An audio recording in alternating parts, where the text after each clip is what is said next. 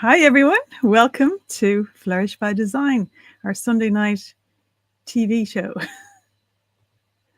Tonight, we're talking about the brand of you and owning the power of your brand.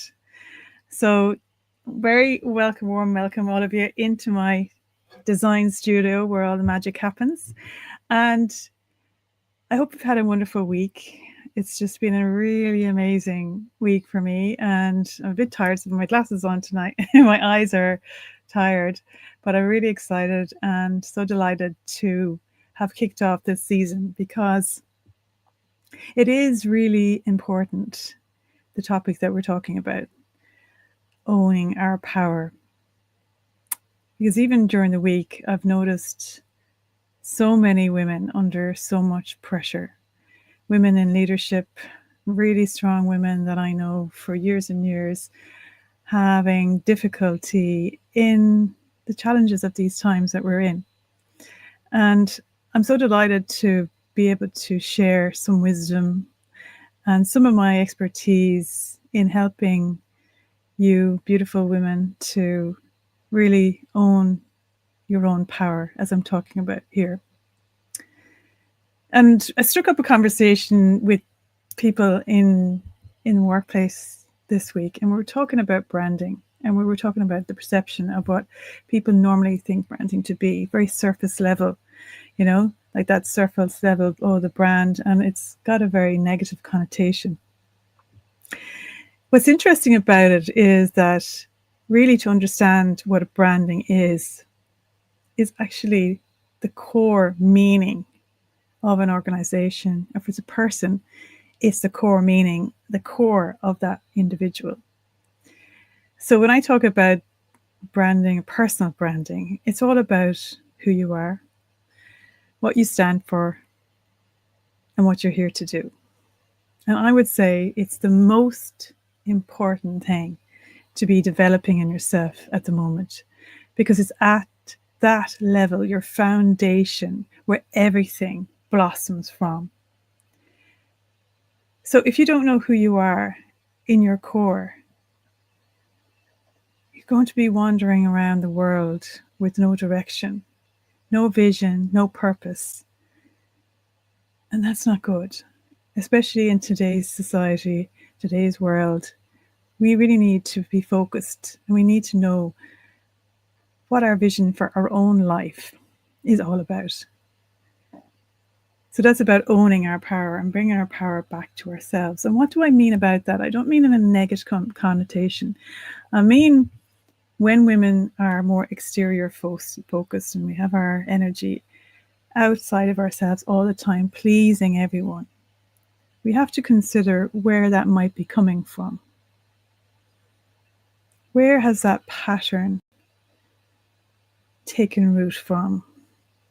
From our childhood, from what we've been trained to do, is to please others. So it's very difficult for us then to try to find what our vision is and what is the direction in our life and what is our calling.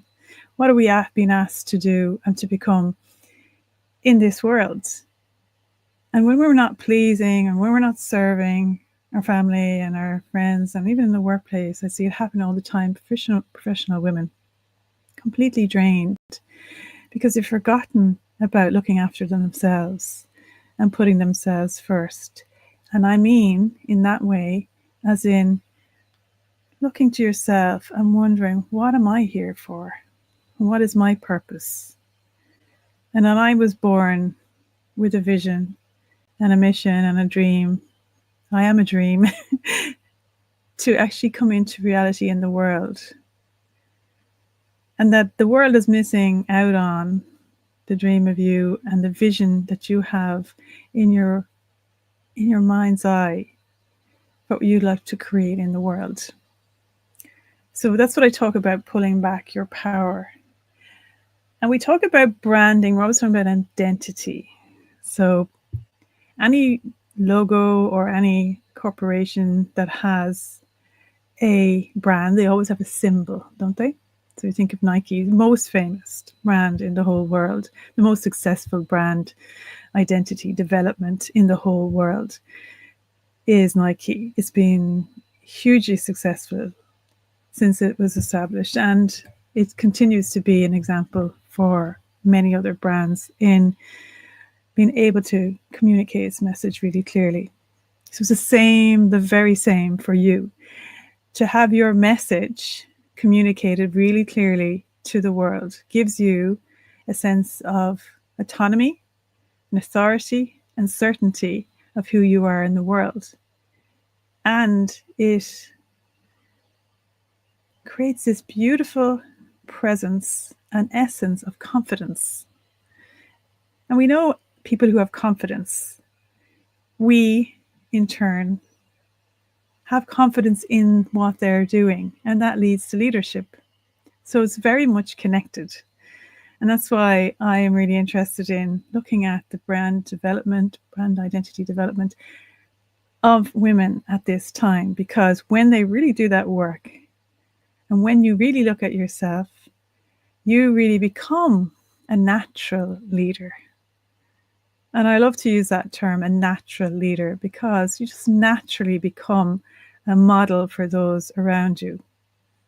Because you're naturally being who you're designed to be and doing what you feel most happy doing and what fulfills you, and you blossom into much more content and energized person in the world. And I was talking about this today with a friend of mine on a Zoom this morning, and we're going to have a beautiful conversation with her coming up in a few weeks' time, and talking about confidence for women, and talking about that usually we think it comes from our outside and looks from our looks and from our dresses and our outfits and our hair and our makeup, and or not makeup, or whatever style we're into.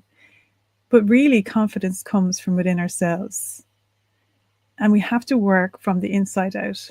And Katrina, we were talking about image, and she was saying to me how when she works with women with color with confidence, that she has to work on she works with them on their image, but it's the internal side that is really lacking. And that's the part that I'm really interested in. And that's my piece of the puzzle. I feel that each one of you beautiful women has a piece of the puzzle for the big picture in life. We all have a position, we all have a role to play. And your role is so super important. So owning the brand of who you are is vitally important. But the first step of that is to really look at, our characteristics of who we are. What do we emulate? What do we admire in the world about women that we know, leaders in the world that we've known, any role models that we've had around us growing up? Or have we read a character in a book? Or have we had a beautiful mother, or grandmother, or sister, or older sister, cousin that we've looked up to? And what are the characteristics of that person that we have really cherished and we've been impressed by? And are those some of those characteristics in us already, or is it something that we could develop in our own identity? Because we have that power that we can develop our identity from the inside out. We can redesign ourselves anytime. And it's amazing when your identity shifts like that and you see yourself completely differently. I have a really helpful workbook on flourishbydesign.co where you can download and go through that first stage of who do I think I am. 5 steps to creating a brand true to you. And when I say brand, again, I'm thinking about the philosophy of who you are.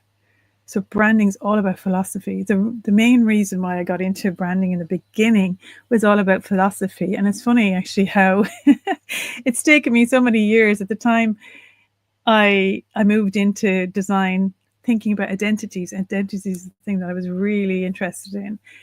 This meaning that we add to identity and how powerful that is in the world.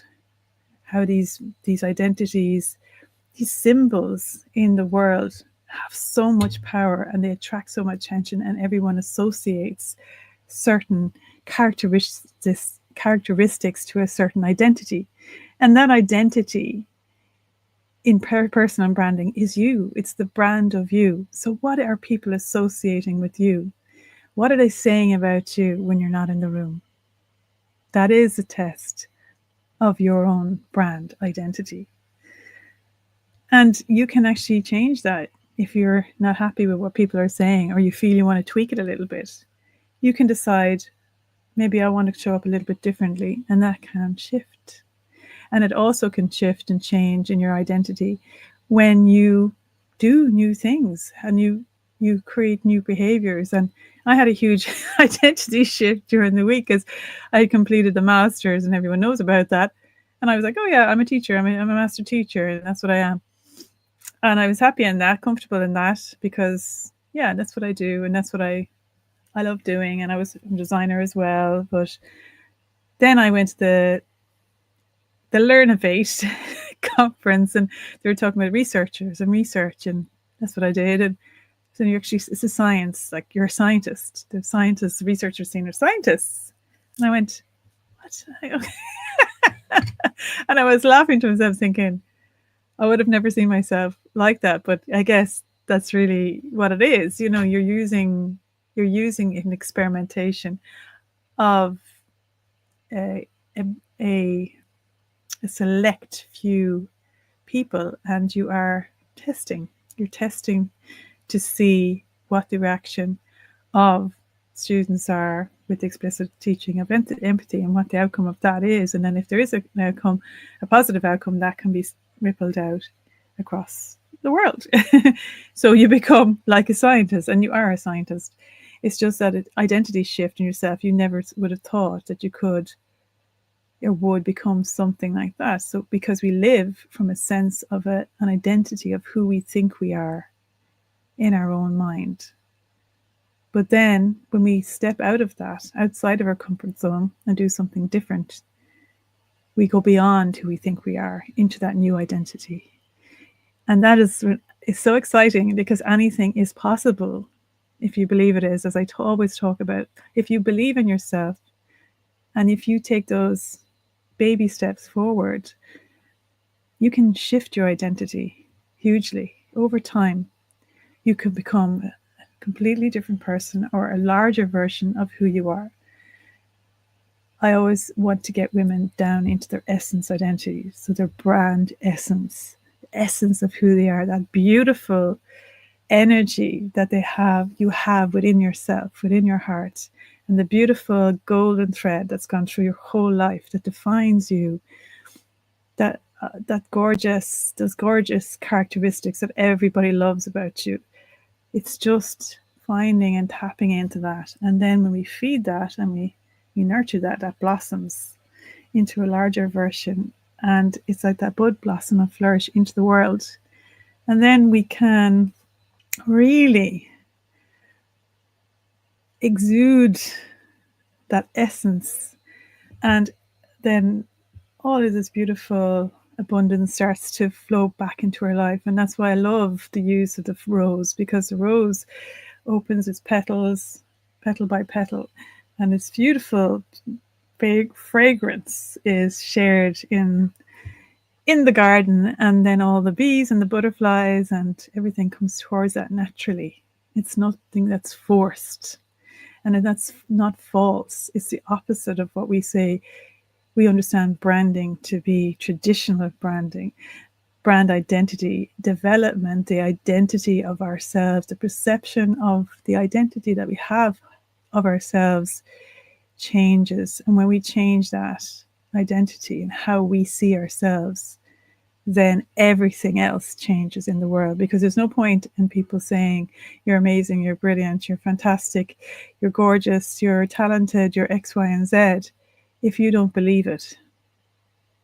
It's just water off a duck's back. It does not land, and it just does not sit until you feel that shift in yourself, and you can see yourself behaving differently, and you build that sense of self-esteem builds in yourself, and that confidence builds in yourself when you can see that I'm actually changing and I'm growing and I'm blossoming into a new version of myself at the stage that I'm at in my life at the moment.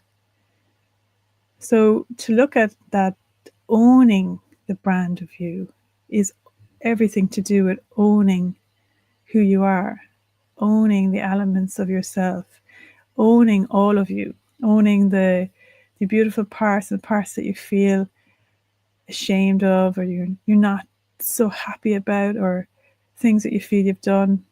Owning and accepting all of those parts and being compassionate for that, and being able to talk about that as well and share that honestly with people. It's such a beautiful connection piece. Even in the networking event I was at, I met so many people. It was amazing. But the part that really connects people is when you're just honest and you shared honestly who you are. And then people share honestly back to you, and you can build trust so quickly. And there was a girl I was speaking to about imposter syndrome, and I was telling her about the work I was doing with the corporate women, and she was just opened up so easily to talk about that she had the same issues, and she'd love to do some work around that. And we were talking about putting on an event, and what would it look like and how could we design it. And all of a sudden I was like, oh, you can help me with it, and it's just that beautiful connection, just natural resonance with people when you're owning the brand of you, owning the light and the dark and the parts that have yet to be developed. That attracts like-minded individuals and like-minded community that want to grow and want to flourish and want to become who they were designed to become. So I would ask you to, if you're interested in downloading that workbook and working through the steps, 5 steps, it's a self-reflective piece, and there's been beautiful women having gorgeous transformations around that process. And sometimes it takes a little bit of time. Take your time with it. And if you need help with me, you can email me at caroline@flourishbydesign.co if you ever want to talk with me and do one-to-one or do a workshop. I usually run group workshops, but I am happy to have a discovery call with you, and I could set up a one-to-one if that's something that you're interested, or if you want me to work with your community group or your group work. It's be my honor, and it's just beautiful to see women blossom into their own brand and share their gorgeous nature, what comes naturally to them in the world, and also to be able to develop into beautiful leaders at this time. So I hope you enjoyed that little pep talk, and I'll give you a little bit of a lift for the week. I love you all so much, and I really want to say from my heart to your heart, just you're amazing, you matter, and keep going, never give up. All brighter days are ahead, and just take those baby steps every day and always be true to you. Okay, guys, I'll see you next week. Take care.